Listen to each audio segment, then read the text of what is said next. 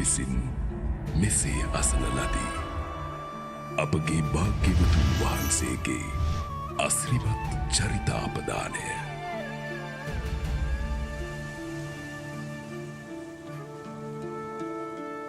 මින් වසර බොහෝ ගණනකට පෙර දෙවියන් සහ බමුන් විසින් මනුලොව ඍෂිවරුන්ට සම්මා සම්බුදුරජාණන් වහන්සේ නමක් මනුලොව පහළ වන බව දැනුම් දුන්නා.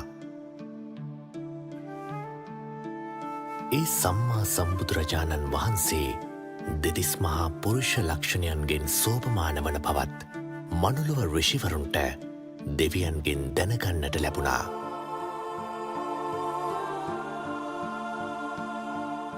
බුදු කෙනෙක් පහළවීමට ඉතාමත් ආසන්න කාලයේ මේ ආකාරයෙන් දෙව් මිනිස් ප්‍රජාව තුළ බුද්ධ කෝලාහලය ඇති වුණා.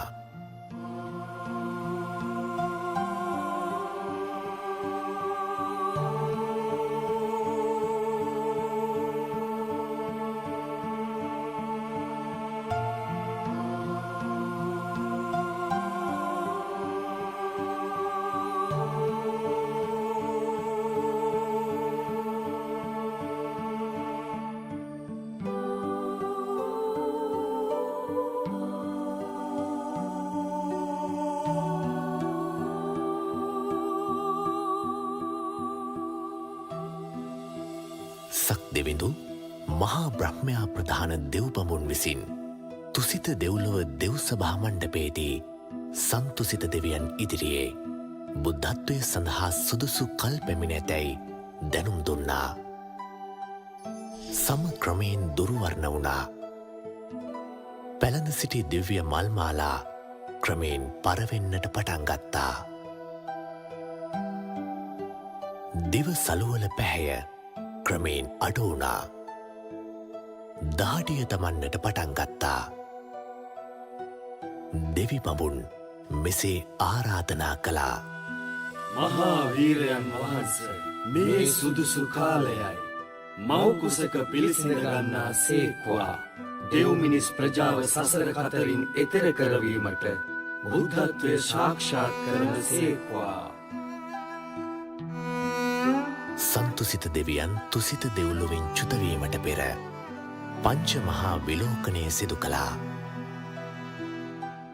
කාලය මිනිසුන්ගේ ධර්මාවබෝධ කිරීමේ හැකියාව මෝරා ඇති කාලය විය යුතුයි. දීපය ජම්බුද්වීපය විය යුතුයි. දේශය මධ්‍ය ප්‍රදේශය විය යුතුයි. කුලය ක්ෂත්‍රිය හෝ බ්‍රාහ්මණ විය යුතුයි. මව මව්කුස පිළිසිඳගත් පසු මවට මාස 10කුත් දින 7ක් ආයුෂ ඇති පින්වත් මවක් විය යුතුයි. බෝසතාණන් වහන්සේ තුසිත දෙව්ලොවින් සිහි නුවණින්ම නික්මුණා.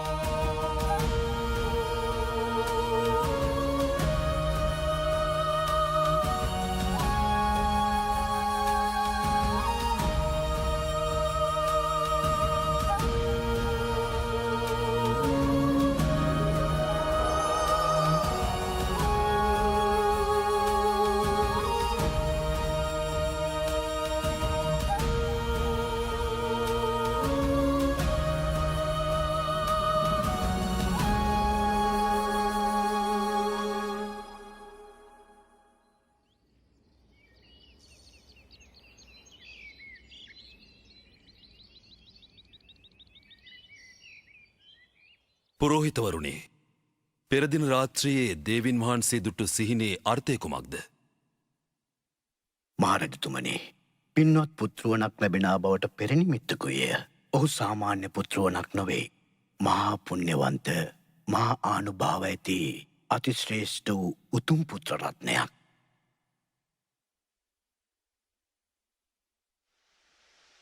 එදා හරිම සුන්දර දවසක්.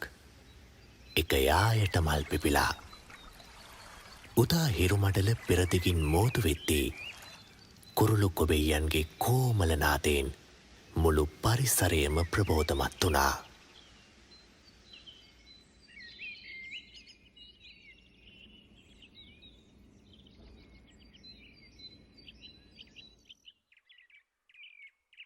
අපගේ පුත්කුමරා බිහිකිරීම සඳහා දෙව්දානුවරට යාමට මට අවසරද දේවයන් වහන්ස?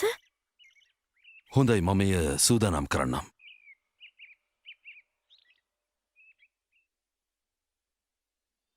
පුත්කුමරා බිහිකරනු පිණිස තමන්ගේ මෞතුමිය වාසය කළ දෙව්දානුවර කරා මායාදේවිය ගමන් නැරඹුවා.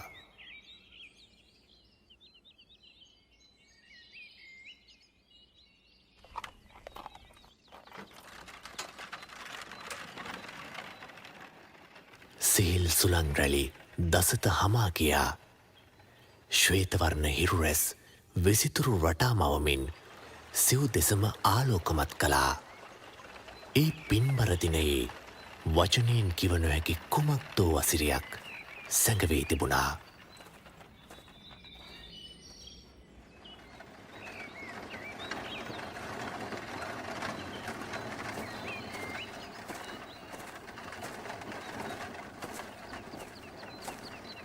අමාත්‍යතුමනි, රථය මදකට නතර කරන්න. මට ටිකක් විවේක ගැනීමට අවශ්‍ය වෙනවා.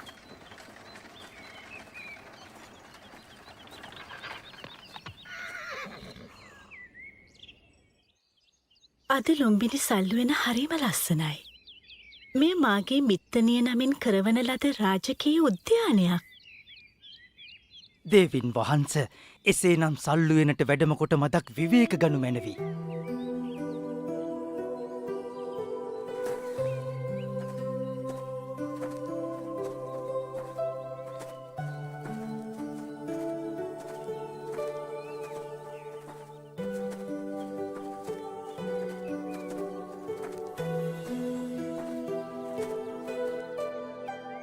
මගේ කයට අමුත්තත් දැනෙනවා. එන්න ඉක්මන් කරන්න දේවියන් වහන්සේට පුත්කුමරෙක් බිහි වෙන්න යන්න ඉක්මන් කරන්න.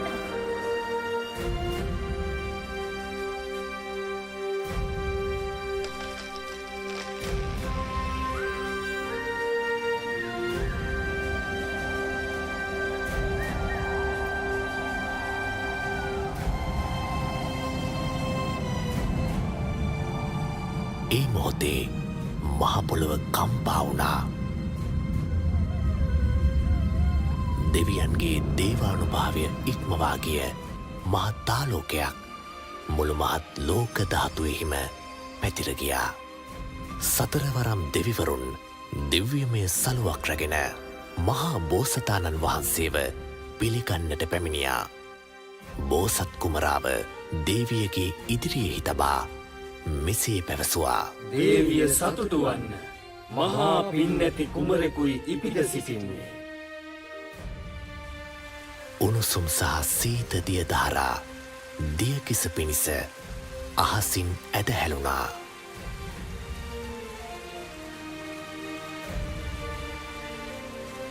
සියලු දෙනා විශ්මයට පත් කරවමින් බෝසත් කුමරා පියුම් මතින් උතුරු දෙසට සත් පියවර තබා මිහිරි හඬින් සිංහනාද කළා. මම ලොවට අග්‍රවෙමි. මම ලොවට ජේෂ්ඨ වෙමි. මම ලොවට ශ්‍රේෂ්ඨ වෙමි.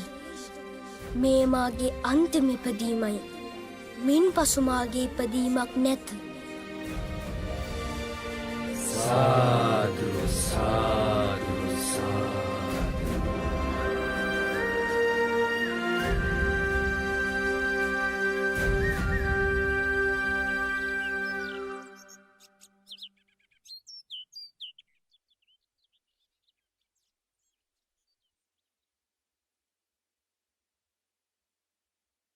මහරජතුමනි ඔබතුමාට අසිරිමත් පුත්‍රරත්නයක් ලැබුණ කියලා මට දැනගණ්ඩ ලැබුණා. එහෙමයි පුත්කුමරකු ලැබුණ අසිතරිෂතුමනි. ඔබතුමා මාගේ ගුරුවරයා. අපගේ මුළු ශාක්‍ය වංශයම ඔබතුමාට බොහෝ ගෞරව කරනවා ගුරුතුමනි. ඒ වගේම බොහෝ කාලයක් තිස්සේ අපි ඔබතුමාව ඇසුරු කරන්නේ. මේ සිංගිති කුමරාගේ අනාගතය ගැන සියලු තොරතුරු දැනගැනීමට මා කැමතියි. මහරජතුමනි එසේනම් ශරීර ලක්ෂණ පරීක්ෂා කරනු පිණිස කුමරුන්ව මේ මණ්ඩපයට වඩම්වන්න.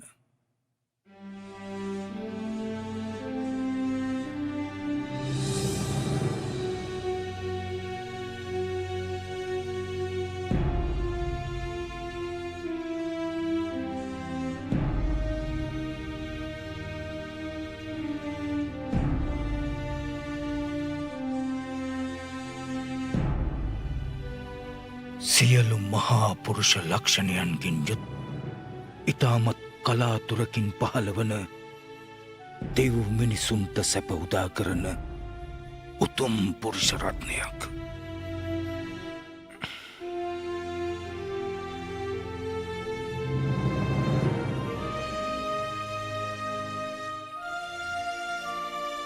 අසිතරිෂතුමනි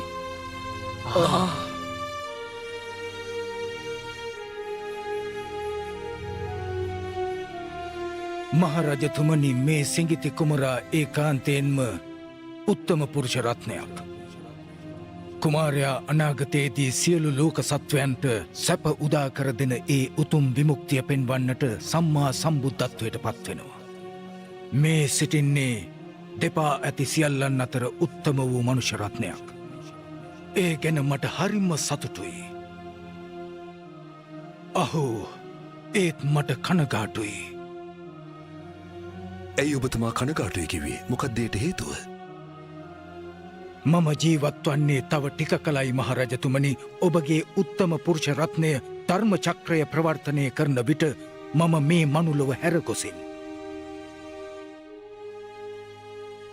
මාගේ සිංගිති කුමරා ඒකාන්තයෙන්ම උත්තම පුරුෂයෙක්. මාගේ ගුරුවරයාගෙන්ද වැඳුම් ලැබුවා.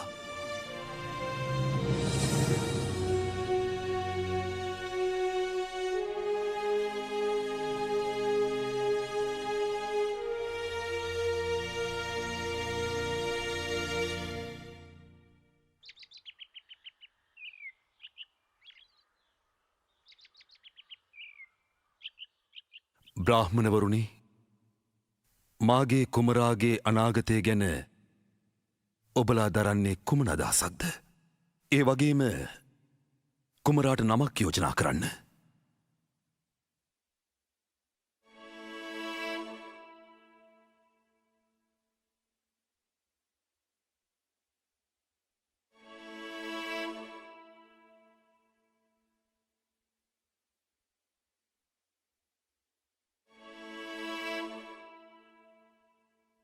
මහරජතුමනි මේ ශරීරයේ මහා පුරුෂයන් තුළ පමණක් පිහිටන සුවිශේෂී ලක්ෂණ 32ම තිබෙනවා. මේ කුමරුගේ අනාගතය ඉතාම පැහැදිලි.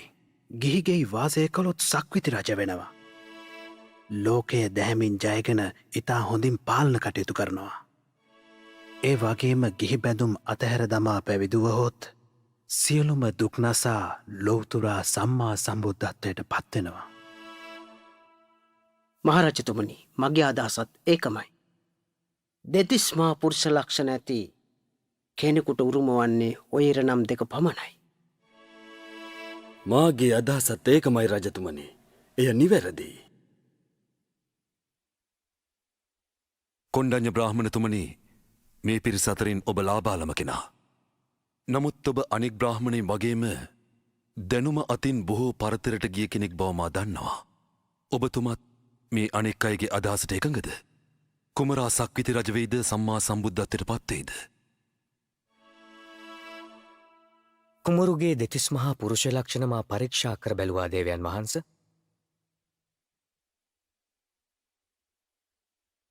මාගේ අදහස අනුව නම් කුමාරයාට ඉරණම් දෙකක් ඇත්තේ නැහැ.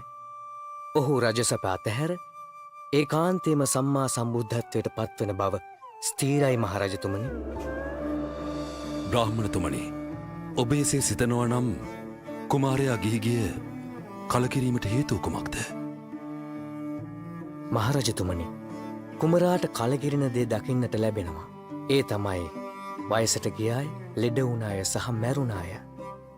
ඒවාගේම ශ්‍රමණවරු දැක්කොත් මේවායෙන් මිදෙන මාර්ගය සොයා ඔහු ගිහිගිහින් නික්මයා හැකි.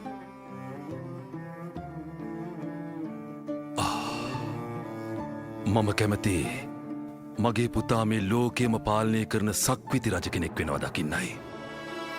එනිසා මින් ඉදිරියට මගේ පුතාට මහල්ලන්, රෝගින්, මළමිනිසා පැවිද්දන් මේ කිසිවෙක් දකින්න තියන්න හොඳ නැහැ.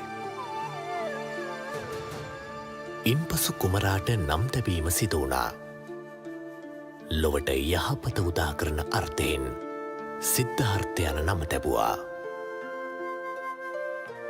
නම් තැබීමේ උත්සවයට සහභාගි වූ බ්‍රාහ්මණයින් නිවෙස්වලට ගොස් තම පුත්‍රයන්ට මෙසේ පැවසුවා.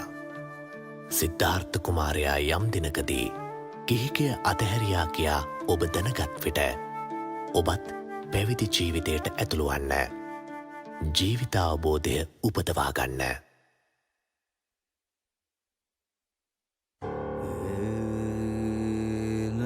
සිද්ධාර්ථ කුමරු ඉපදී දින 7කින් මහාමායා දේවිය කලුරිය කළා. එය ලෝක ධර්මතාවයක්. එතුමිය මාතෘ දිව්‍යරාජයා නමින් දිව්‍යරාජයෙක්ව තුසිත දෙව්ලොව ඉපදුනා. මහාමායා දේවියගේ නැගණිය වූ ප්‍රජාපති දේවිය සිද්ධාර්ථ කුමරුන්ගේ කිරිමව් බවට පත් වුණා. පසුව සුද්ධෝදන රජතුමා මහා ප්‍රජාපති දේවිය තම අගබිසව බවට පත් කරගත්තා. ඇය තම කුසින් උපන් දරුවෙකුසේ සිද්ධාර්ථ කුමරුන්ව ඇති දැඩි කළා. එතුමිය සුදුවුන් නිරඳුන්ට දාව උපන් තම පුතු නන්ද කුමරුන්ට සහ දියණියට වඩා සිද්ධාර්ථ කුමරාට සෙනෙහස දැක්වුවා.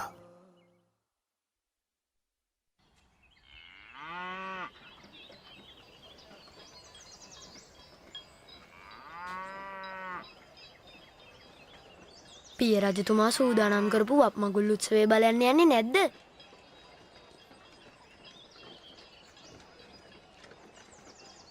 වප්මගුල් උත්සවය හරීම ලස්සනයි. ඔය දෙන්න ගිහින් ඒක බලන්න. ඒක අවසන් වුණාම ආපහු එන්න. මම මෙතෙන්ට වෙලා ඉන්නම්. මට පුළුවන් තනියම ඉන්න. බය වෙන්න එපා.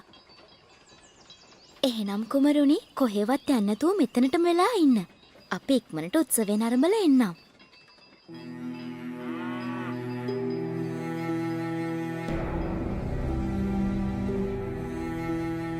හුදෙකලා වූ සිද්ධාර්ථ කුමරුන් ඒ සොඳුරු දඹරුක් සෙවනේ පළඟක් බැඳගෙන වාඩි වී හුස්ම රැල්ලට සිත යොමු කළා. පළවෙනි ධ්‍යානයට සමවැදී සමාධිසුවෙන් කල්ගත කළා.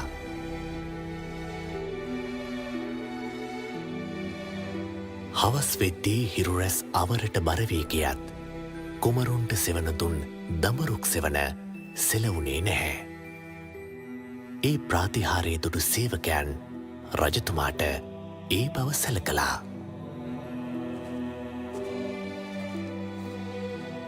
දඹරුක් සෙවනේ ප්‍රාතිහාරය දක්වන තම සිඟිති කුමරුන් බැලීමට සුද්ධෝදන රජතුමා සැනකින් එතනට පැමිණියා. කුමරුන් ඉපදුන දවසේ අසිත ඍෂිතුමා දනනමා වැන්දා. ඒ මොහොතේ මමත් දනනමා වැන්දා. ඒක තමයි මාගේ පළමු නමස්කාරය.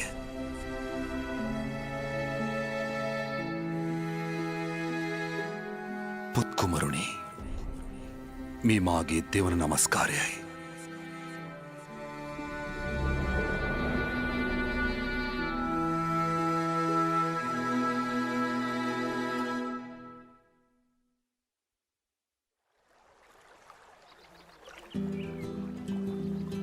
ක්‍රමයෙන් මෝදුවන සුදු පියුමක්සේ පුත්කුමරා ඉතාමත් සුවසේ වැඩුණා.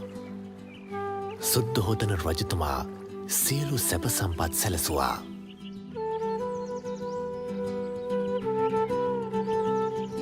කුමරුන් කුමරුන් සර්වමිත්‍ර ගුරුතුමා යටතේ සියලු ශිල්ප ශාස්ත්‍ර ඉගෙන ගත්තා. සර්වමිත්‍ර ගුරුතුමා දුනු ශිල්ප, කඩු ශිල්ප ඇතුළු රජ කුමරකු විසින් ඉගෙන ගත යුතු සියලුම ශිල්පයන් ඉගැන්වුවා. තොල්සොලවා පවසන පමණින් සියලු දෑ අවබෝධ කර ගැනීමේ අසාමාන්‍ය හැකියාවක් කුමරුන් සතු වුණා. ඉතාමත් සුළු කලකින් සියලු ශිල්පයන්හි පරතරට පත්වන්නට සිද්ධාර්ථ කුමරුන්ට හැකි වුණා.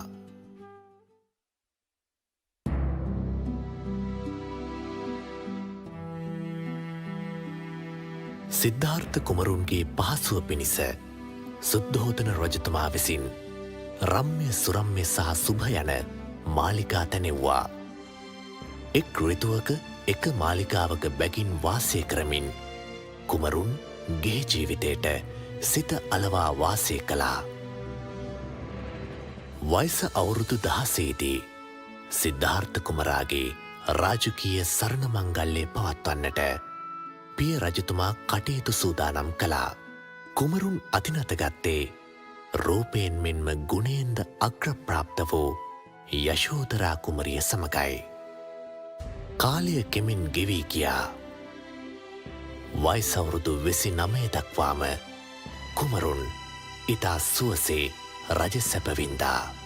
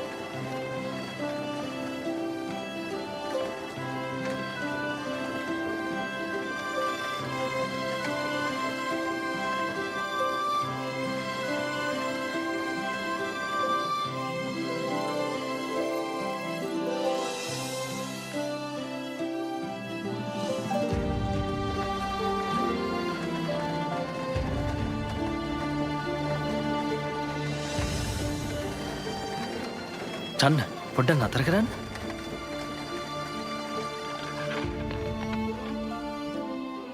නතර කරා කුමරුනේ. අර කෙනා දිහා බලන්න. එයාගේ හමත් රැලි වැටලා. ඇවිදින්නෙත් හරිම අමාරුවෙන්. කුමරුනේ වයසට ගිය කෙනෙක්නේ. වයසට ගිය කෙනෙක්? කෙනෙක්ගේ ජීවිතේ බොහෝ කාලයක් ගෙවුනම ওই තත්ත්වයට පත් වෙනවා. ඔය විදිහට අපි හැමෝම වයසට යනවාද? එහෙමයි කුමරුනේ.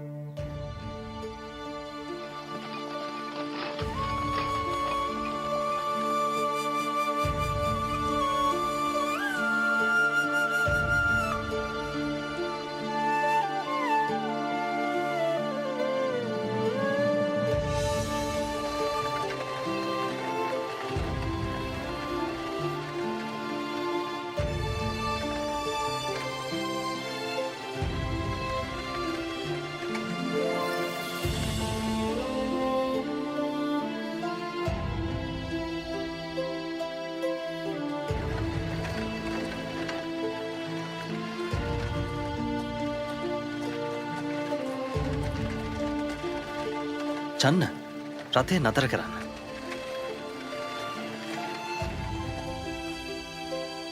ඇයි කුමරුනේ? ඇයි අර කෙනා අමාරුවෙන් වෙවුලමින් ඉන්නේ? එයා රෝගියෙක්. හැමෝටම එහෙම වෙනවද? ඒක අපි හැමෝටම පොදු දෙයක්. ඒකෙන් ගැලවෙන්න අපිට අමාරුයි. ලෙඩවලින් මිදෙන්න කාටවත් බෑ.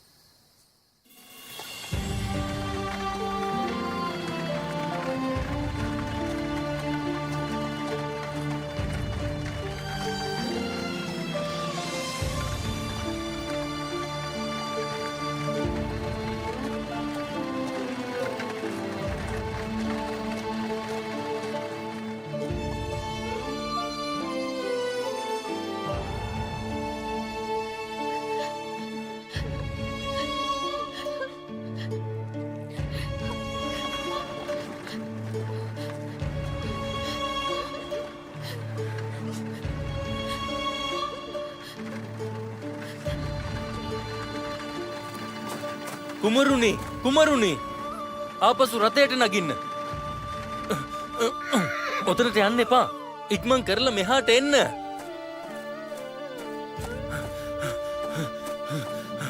කුමරුණි අපි ඉක්මනටම යන්න ඕනේ.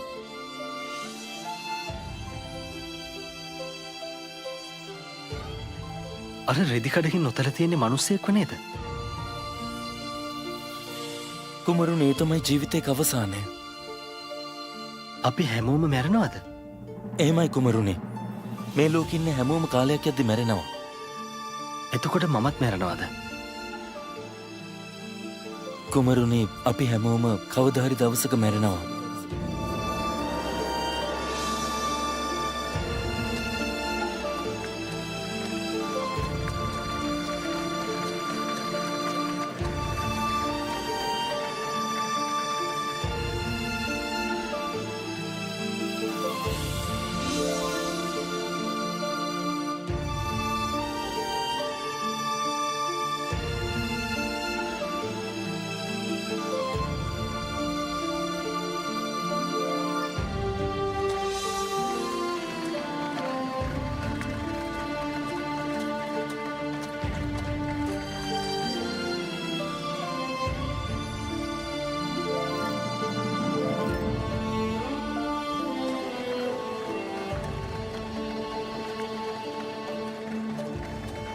ජන්න අරහිම කෙනා කවුද?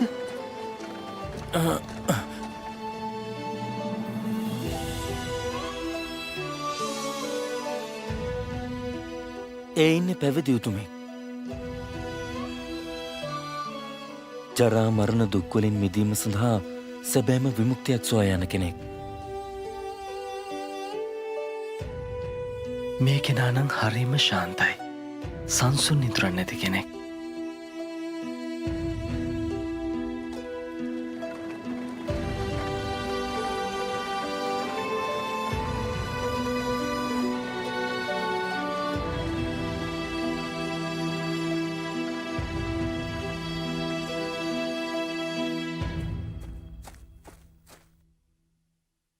කුමරුණි දේවින් වහන්සේට පුත්කුමරෙක් උපන්නා. දරු සෙනෙහස මහත් වූ බාධාවක් කියලා මට හැඟෙනවා. ගිහි බැඳුම් සිඳ දමා විමුක්තිය කරා යන මග දැන් ඇහිරෙයිද? රාහුලයෙක් ඉපදුනා. බන්ධනයක් ඇති වුණා.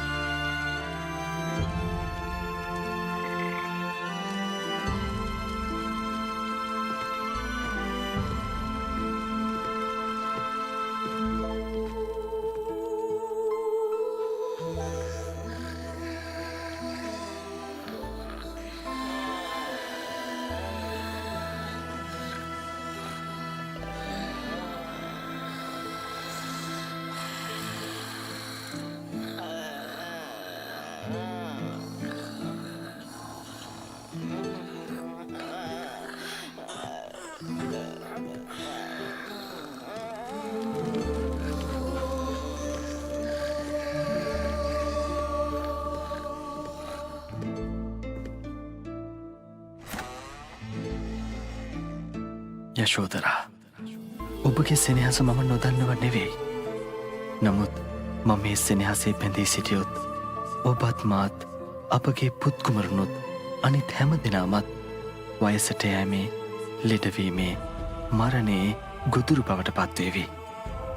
අපි සියලු දෙනාටම මේ දුකෙන් එතරවීම පිණිස මම මාර්ගයක් සොයාගත යුතුයි. ඒ නිසා මම තීරණය කළා ඔබලගෙන් සමුගන්න.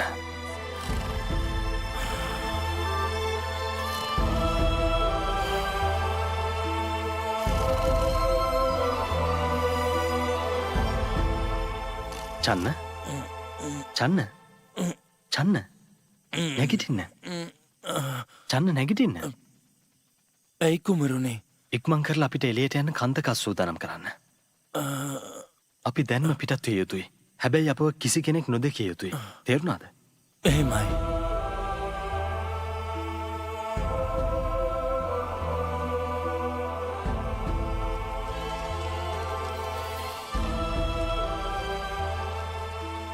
සිදුහත් කුමරුන් රජවාසලේ දොරටුව අභියසට පැමිණෙද්දී පවිටු මාරයා දොරටුව අභියස පෙනී සිටියා. සියලු ලෝසතුන් සසර දුකින් නිදහස් කරවීම පිණිස විමුක්තිය සොයා ගිහිගෙයින් නික්මී යන අප මහා බෝධිසත්වයණන් වහන්සේව කෙසේ හෝ ගිහිගෙයි රැඳවීමටයි පවිටු මරු මේ උත්සාහ දරන්නේ. සිද්ධාර්ථ, ඔයද මේ සැප සම්පත් අත්තරලා යන්නේ? ඔබට රජමාලිගාවේ හැම සැප සම්පතක්ම තියෙනවනේ. තව ටික දවසකින් ඔබ නියත වශයෙන්ම සක්විති රජ වෙනවා. ඉතින් මොකටද ඒවා අත්හැරගන්නේ? ඔබ මේවා අත්හැර ගියොත් එහෙම ඔබට අත්වන්නේ දුක, ශෝකයක්. එම්බා පවිටු මාරය මේ කාරණාව හොඳින් දැනගනු. මට සක්විති රජවීමට කිසිදු අවශ්‍යතාවයක් නැහැ. මට ඇත්තේ වෙනත් අරමුණක්. මට කිසිම කම්සපතක් වුවමනා නැහැ. ජරා මරණ දුකින් මේ ලෝකයේ ගිනිගෙන තිබියදී මා කාම සම්පත් විඳීමේ ඵලය කුමක්ද? මේ සියලු දුකින් නිදහස් වන අමෘතය මා සොයා යනවා. ඔබට බෑ මාගේ ගමන වළක්වන්න. එම්බා සිද්ධාර්ථ, ඔබ හදන්නේ මගෙන් ගැලවී යන්නද? මගෙන් කිසි කෙනෙක් ගැලවිලා නැහැ. රාග ද්වේෂ මෝහයෙන් නුඹව බැඳ තබනවා. හැම පියවරක් පාසාම නුඹ පසුපසින් මා පැමිණෙනවා. හරියට හෙවණැල්ලක් වගේ නුඹගේ නිවන සිහිනයක් වේවි.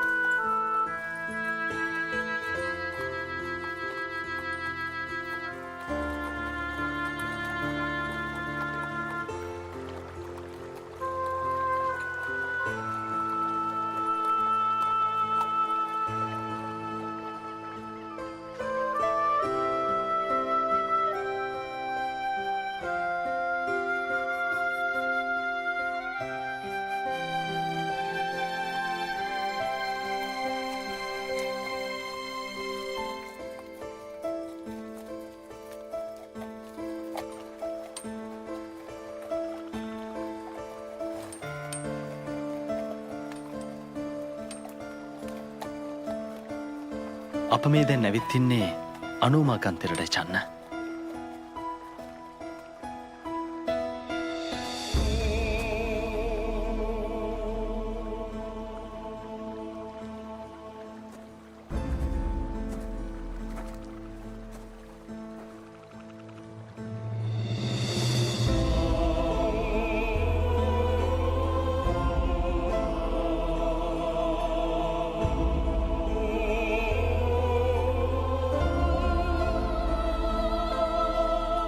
මානුත්තර වූ සම්මා සම්බුද්ධත්වය ලබනවා නම් මේ හිසකෙස් අහස් කුස රැඳේවා.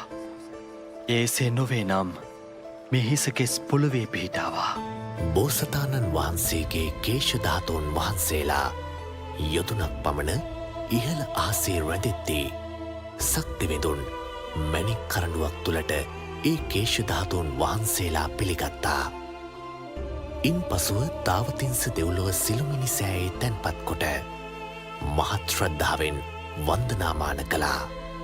බෝසතාණන් වහන්සේට පැවිදිවීමට අවශ්‍ය සිවුරු පිරිකර පූජා කරන ලද්දේ ගටීකාර බ්‍රහ්මරාජයා විසිනුයි. ගටීකාර බ්‍රහ්මරාජයා රාජකීය වස්ත්‍ර බඹලොවට ගෙන ගොස් වන්දනාමාන කිරීම පිණිස සළුමිණි සෑයේ තැන්පත් කළා.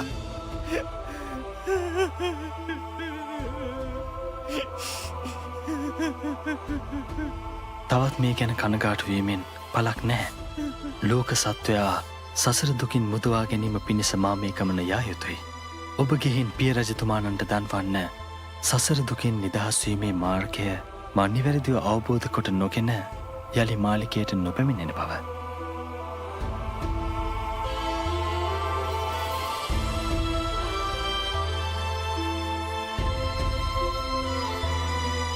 මහබෝසතාණන් වහන්සේ නික්ම ගිය විට ඒ ශෝකයේ තරාගත නොහැකි වූ කන්තකසු එතනම මිය ගියා.